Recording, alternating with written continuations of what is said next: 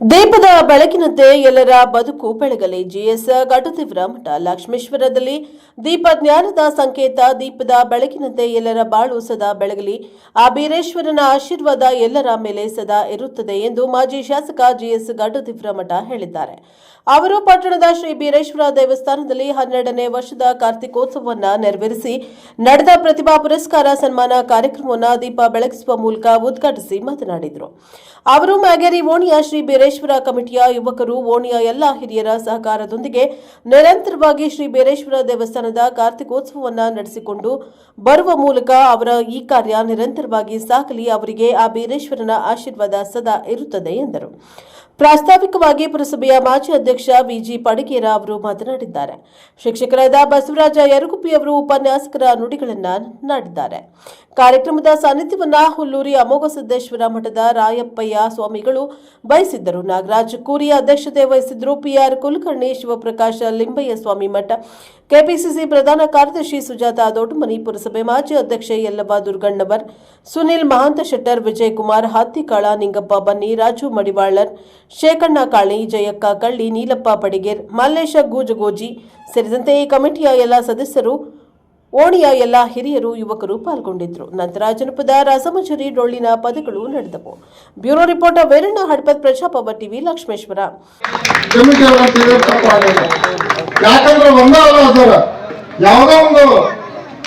ಯಾರೋ ಒಂದು ಮನೆಯೊಳಗೆ ಏನೋ ಒಂದು ಅಹಿತಕರವಾದ ಒಂದು ಏನು ಕೆಲಸ ನಡೆಯುತ್ತಂದ್ರೆ ಅವ್ರು ಯಾವತ್ತೂ ಇಲ್ಲ ತಾವ ಬಂದು ನಿಂತು ಆ ಶವದ್ದು ಏನಾದ್ರು ಆದಂತ ಹೊತ್ತಾಗ ತಾವ ಬಂದು ನಿಂತುಕೊಂಡು ಅವನ್ನೆಲ್ಲ ಜಳಕ ಮಾಡಿಸಿ ಪೂರ್ಣ ಮತ್ತೊಂದು ಮಾಡೋವರೆಗೇನು ನಿಂತು ತಾವು ಕೆಲಸ ಮಾಡುವಂತ ಕೆಲಸ ಏನಾಯ್ತಂದ್ರೆ ನಮ್ಮ ಕಮಿಟಿಯವರು ಎಲ್ಲಾ ಹುಡುಗರು ನಿಂತ್ಕೊಂಡು ಮಾಡ್ತಾರೆ. ಇನ್ನೂ ಮದುವೆ ಒಳಗೆ ಸ್ವಲ್ಪ ಬೇಗ ಹೆಚ್ಚು ಕಡಿಮೆ ಮಾಡ್ಬೋದು. ಆ ಕೆಲಸಕ್ಕೆ ಮಾತ್ರ, ಶಿವನ ಕೆಲಸಕ್ಕೆ ಮಾತ್ರ ಯಾವತ್ತೂ ಹಿಂಜರಿಯಲ್ಲಂತ ಕೆಲಸ ಏನಾದ್ರು ಮಾಡ್ತಾರೆ ನಮ್ಮ ಬೀರೇಶ್ವರ ಕಮಿಟಿಯವರು. ಈ ಕಮಿಟಿ ನಡೆದು ಬಂದ ದಾರಿ ಇದು. ಮತ್ತೆ ಹುಡುಗರಿಗೆ ಏನಾರ ಈಗ ವಿದ್ಯಾಭ್ಯಾಸಕ್ಕೆ ಏನಾರ ಸಮಸ್ಯೆ ಆಗೈತೆ ಅಂತಂದ್ರೆ ಆ ಹುಡುಗರನ್ನ ಶಾಲೆಗೆ ಹೋಗುವಂತ ವ್ಯವಸ್ಥೆಗೆ ಅವರಿಗೆ ತಿಳಿಸಿ ಹೇಳಿ, ಅವ್ರ ಮನೆಯಲ್ಲೇ ತಿಳಿಸಿ ಹೇಳಿ ಶಾಲೆಗೆ ಕಳಿಸುವಂತ ವ್ಯವಸ್ಥೆ ಕೂಡ ನಮ್ಮ ಬೀರೇಶ್ವರ ಕಮಿಟಿಯಲ್ಲಿ ಇವತ್ತು ನಮ್ಮ ಓಣಿಯೊಳಗೆ ಮಾಡ್ತಾರ. ಇಂತಹ ಕಮಿಟಿಯವರು ನಮ್ಮ ಅಧ್ಯಕ್ಷರ ಮತ್ತೆ ಎಲ್ಲ ಕಮಿಟಿಯವರು ಒಂದು ಅಚ್ಚುಕಟ್ಟಾದಂತ ಏನು ಕೆಲಸ ಕಾರ್ಯಗಳನ್ನು ಮಾಡ್ತಾರಂತಂದ್ರೆ ಅದು ನಮ್ಮ ಹೆಮ್ಮೆ. ಅವರಿಗೆ ನಾವು ಪ್ರೋತ್ಸಾಹ ಕೊಡುವಂತ ಕೆಲಸವನ್ನ ನಮ್ಮ ಹಿರಿಯರು ನಾವೆಲ್ಲ ಮಾಡ್ಕೊಂತ ಬಂದಿವಿ.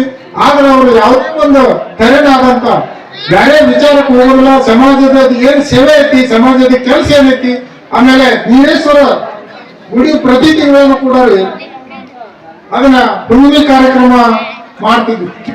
ಬಂದ್ರಲ್ಲ ಈ ಕಮಿಟಿ ಆಗಿಂದ ಪ್ರತಿ ತಿಂಗಳು ಕೂಡ ನಿರಂತರವಾಗಿ ಪ್ರತಿ ತಿಂಗಳು ಪ್ರಸಾದ ವ್ಯವಸ್ಥೆ ಮಾಡ್ತಾರ. ಅದಕ್ಕೆ ಪ್ರತಿ ತಿಂಗಳು ಪಲ್ಲಕ್ಕಿ ಸೇವೆ ಮಾಡುವಂತ ವ್ಯವಸ್ಥೆಯನ್ನ ಕೂಡ ಮಾಡ್ತಾರ.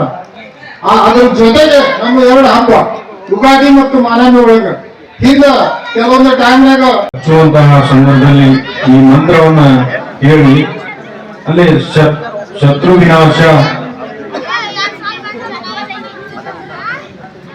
ವಿನಾಶನ ಒಂದು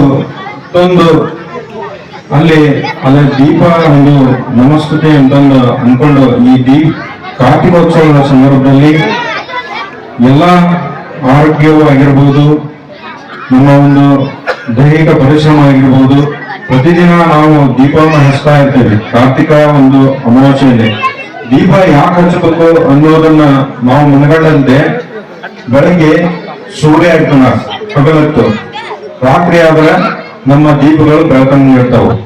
ದೀಪ ಅಂದ್ರ ನಮ್ಮ ಅಂಧಕಾರವನ್ನ, ಕತ್ತಲೆಯನ್ನ ಹೋಗಲಾಡಿಸಿ ನಮ್ಮ ಜೀವನಕ್ಕೆ ಬೆಳಕನ್ನು ನೀಡುವಂಥದ್ದು ಯಾವಪ್ಪ ಅಂದ್ರ ನಮ್ಮ ದೀಪ.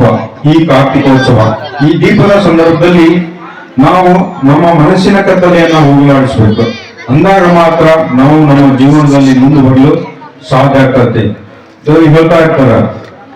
ಮತ್ತೊಂದು ಈ ಓಣಿಯ ಒಂದು ಶ್ರೇಷ್ಠತೆಯ ಬೀರೇಶ್ವರ ಒಂದು ದೇವಸ್ಥಾನದ ಆಶಯದಂತೆ ಇಲ್ಲೇ ನಾವು ಹಿಂದಿನ ಒಂದು ಸಾಹಿತ್ಯಾಸಕರನ್ನ ನೆನೆಯುತ್ತಾ, ಸಾಹಿತ್ಯದಲ್ಲಿ ಕಾಳಿದಾಸರನ್ನ, ಆಧ್ಯಾತ್ಮದಲ್ಲಿ ಕನಕದಾಸರನ್ನ, ನಮ್ಮ ಒಂದು ಕಾರ್ತಿಕೋತ್ಸವಕ್ಕೆ ನಮ್ಮ ಬೀರೇಶ್ವರ ಟ್ರಸ್ಟ್ ಕಮಿಟಿಯನ್ನ ನೆನೆಸಲೇಬೇಕು. ಯಾಕಂದ್ರೆ ಬೀರೇಶ್ವರ ಟ್ರಸ್ಟ್ ಕಮಿಟಿಯವರು ಈ ಕಾರ್ತಿಕೋತ್ಸವ ನಡೆಸ್ತಿರೋದು ಬಹಳ ಸಂತೋಷದ ವಿಚಾರ. ಇದಕ್ಕೆ ಆದಂತಹ ಒಂದು ದೀಪದೊಂದಿಗೆ ಈ ದೀಪದ ಒಂದು ವೈಜ್ಞಾನಿಕ ಹಿನ್ನೆಲೆ ಯಾಕೆ ಹಚ್ತೇವಪ್ಪ ಅಂತಂದು ನಾವು ವಿಚಾರ ಮಾಡೋ ಸಂದರ್ಭದಲ್ಲಿ ದೀಪ ಹತ್ತಿರುವಂತಹ ಆ ಹೊಗೆ ಅಥವಾ ದೀಪದಿಂದ ಈ ಒಂದು ವಾತಾವರಣದಲ್ಲಿರುವಂತಹ